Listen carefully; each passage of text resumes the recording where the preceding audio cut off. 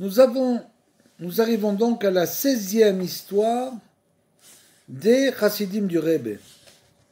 Et c'est un récit sur Rabbi Yudele. Rabbeinu avait vu en la personne de Rabbi Yudele celui qui pouvait intervenir dans la venue du libérateur, du Mashiach. Lui, Rabbi Yudele, qui étudiait la Torah jour et nuit et en connaissait toutes les facettes, avait atteint le niveau des grands tzadikim et acquis le pouvoir d'accomplir des prodiges. Lorsque Rabbi Nathan traversa la période difficile où il y eut le plus de déboires avec ses ennemis, il dit « Pourquoi prêter attention à leurs paroles décourageantes?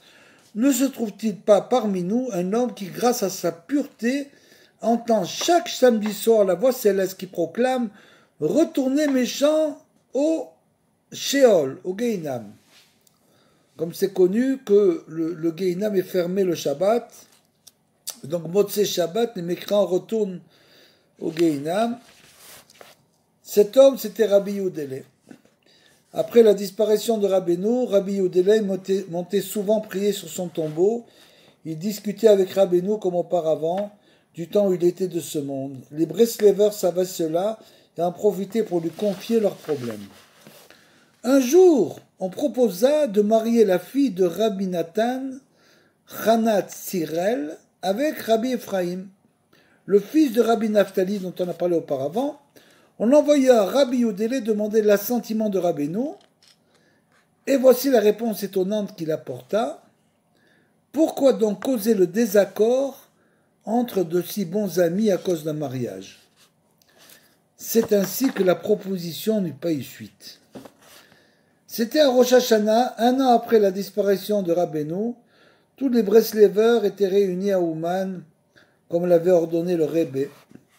Rabbeinu avait promis qu'il résiderait parmi ses chassidim s'ils se réunissaient dans l'amitié.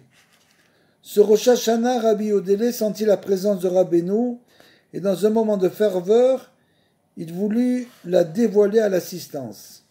Mais il s'en abstint quand il remarqua un homme qui n'était pas digne de cette vision. Rabbi Yudele avait hérité de Rabbeinu le pouvoir de faire des pidionotes. Le pidion consiste à donner une somme d'argent à un grand sadique pour écarter de soi ou d'autres les mauvais jugements du ciel. Ce que vous savez que Rabbeinu, il a un noussard de pidion, c'est-à-dire que dans tous les livres de Rabbeinu, vous regardez, là-bas, en général au début ou à la fin, il y a écrit le pidion, c'est le rachat de l'âme. Donc, la meilleure solution, c'est que ce soit, par exemple, pour les gens qui sont malades ou qui ont des problèmes de toutes sortes, le pidion est extrêmement efficace, très très efficace. Soit vous allez voir un tzaddik, vous lui demandez de faire ce pidion, ce rachat, et vous lui donnez une somme d'argent, parce qu'il doit faire le pidion avec la somme d'argent dans sa main, comme l'explique Rabbeinu. Ou bien il y a aussi une autre solution, c'est de faire le pidion sur la tombe d'un tzaddik, par exemple, en tenant de sa main de l'argent, et après de mettre l'argent pour le tzaddik, la caisse de bienfaisance qui se trouve à côté de la tombe, qui est la caisse de bienfaisance qui profite au tzaddik. C'est très important de faire des pidionotes quand une personne a des problèmes de santé ou autre. Le pidion de Rabbeinu est très très efficace. Je vous le conseille. Et donc les Breslevers avaient pris l'habitude d'apporter le pidion nefesh à Rabbi Yudele chaque année, à la veille de Rosh Hashanah, puisque bien sûr tous ceux qui se rendent à Ouman savent très bien que Erev Rosh Hashanah on fait un pidion, tout le monde fait des pidionotes, Sham, et le donne soit la tzedaka aux tzadikim, aux gens qui sont là-bas, ou bien à la caisse de la tzedaka.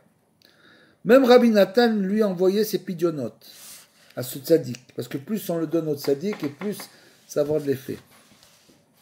Un jour, la femme de Rabbi Nathan était très malade, et son état empirait de jour en jour. Tous deux ne cessaient de prier pour sa guérison, À cette époque, Rabbi Yehoudélé devait partir pour Ouman. Il avait l'habitude de passer par Breslev chaque fois qu'il devait aller sur le Sion de Rabbeinu. La pauvre femme ayant eu écho de la venue du tzaddik en ville réunit toutes ses forces et elle a supplié Rabbi Yehoudélé d'intervenir en sa faveur. Rabbi Yehoudélé écouta attentivement sa requête, mais de 10 mots. Lorsqu'elle fut sortie de la pièce, Rabbi Yehoudélé dit à ses amis « Que puis-je faire ?» et dire que Rabbi Nathan doit avoir encore 2 enfants. Quelque temps plus tard, à Rosh Chodesh Elul, mourut la femme de Rabbi Nathan, comme l'avait prédit Rabbi Yehoudélé. Rabbi Nathan se maria et eut encore 2 enfants, Nachman et Yosef Yona. Voici une histoire qui se passa à l'époque de Rabbi Yehoudélé habitait encore à Dashiv. Il voyageait très souvent à Medvedka et pour renforcer sa foi en Rabbeinu, il insistait beaucoup pour que ce dernier lui montrât un miracle. Celui-ci accepta et lui demanda donc de rester à Medvedka pour Shabbat. Il lui raconta que non loin de sa ville habitait un bon juif qui resta sans enfant pendant de nombreuses années. Ce juif demandait sans cesse à Rabbeinu de lui faire une bénédiction pour qu'il ait des enfants. Un jour cependant, Rabbeinu lui promit qu'il serait bientôt exaucé, mais à condition toutefois de lui apporter chaque semestre un reinish après la naissance, c'est-à-dire une somme d'argent.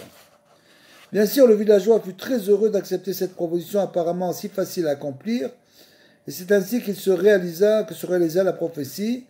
Le juif fut un garçon, et comme convenu, apporta tous les 6 mois son reinish. Cette semaine, continua Rabbeinu, cet homme devait m'apporter son reinish, mais il ne le fera point. La semaine de laquelle il est en train de parler avec Rabbi Yehoudélé, il lui dit, cette semaine, cet homme devrait m'apporter son reinish, mais il ne le fera point. Et cela à cause de son beau-frère, qui le convaincra que le salut ne vient pas du rabbi de Breslev. Il n'est jamais arrivé à l'en persuader jusqu'à ce jour, mais finalement tu verras que ce mardi, il apportera son fils mort au lieu du reinish, à Dieu ne plaise. Rabbi Yehoudélé resta ébahi. En effet, cet homme arriva et il fallut bien constater que les paroles de Rabbeinu s'étaient réalisées. Il regarda avec beaucoup de peine ce pauvre juif affligé qui s'était laissé duper par les paroles persuasives de son beau-père.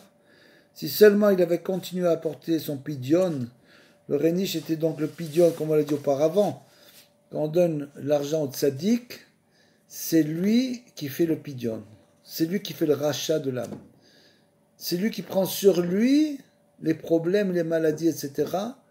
du klal Israël. C'est ça le tzaddik. Le tzaddik, c'est celui qui a un tel niveau, il était arrivé à un niveau de prendre sur lui tous les problèmes du klal Israël, de tout le peuple d'Israël.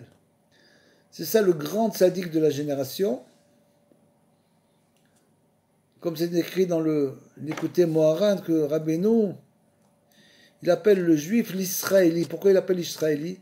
Parce que toujours il s'adresse au klal, à l'ensemble du peuple d'Israël. Et donc il a la possibilité, le pouvoir de prendre sur lui, dans certaines conditions, toute la souffrance du peuple d'Israël. Si seulement il avait continué à apporter son pidion, son reinish, tous les jugements qui planaient sur la tête de l'enfant auraient été adoucis grâce aux prières et du rachat de Rabbeinu que Rabbeinu faisait pour lui.